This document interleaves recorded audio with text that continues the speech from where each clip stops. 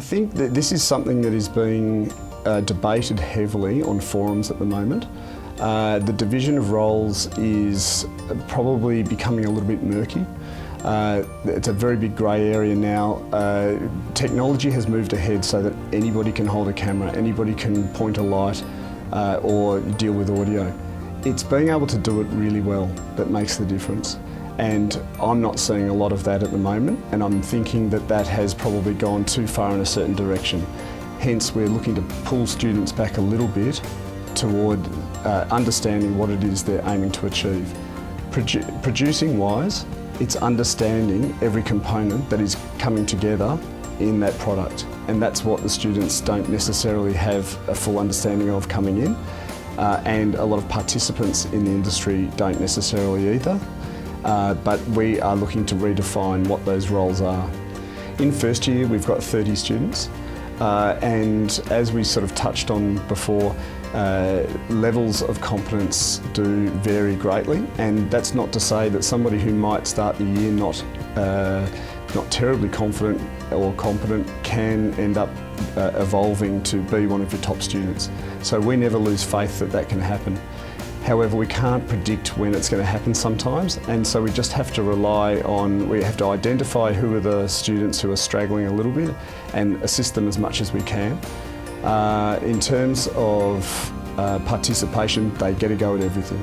So that's in studio, they're doing lighting, they're doing cameras, they're doing audio, they're using the mixers in the control room for vision, lighting, audio, they're using CCU, EVS, VisRT, Auto Cue, and then they're also having to be competent at using central server technology in a native HD environment, and that is via what we call the X file, and being able to transport data and also output data, for instance for you guys, making sure that lip sync's correct and that everything's the way it should be. The greatest technical issues at the moment for us, one is, as one of the teachers describes it, is student clumsy, and that is equipment being broken.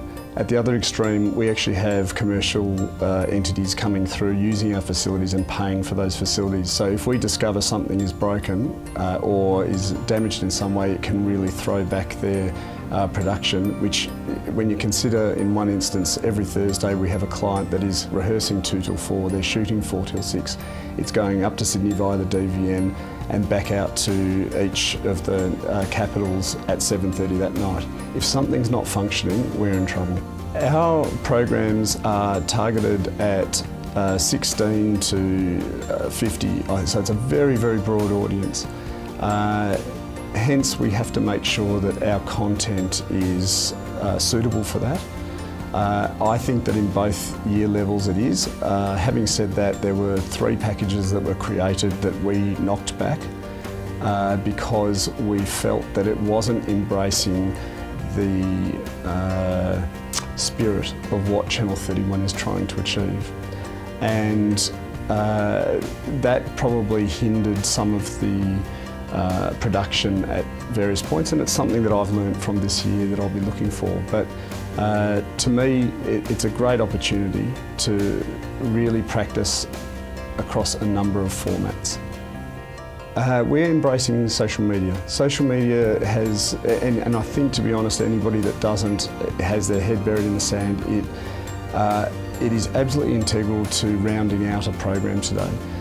Use of Facebook and Twitter to raise awareness or interest is absolutely essential, and strangely enough, the students are the ones leading that. Not to say that we've missed the boat, but certainly it's not our absolute first nature, but we have really applied ourselves to that, and we hand to the students that responsibility for making sure that it gets out there, and they really warm to that task. They really take it on and enjoy it.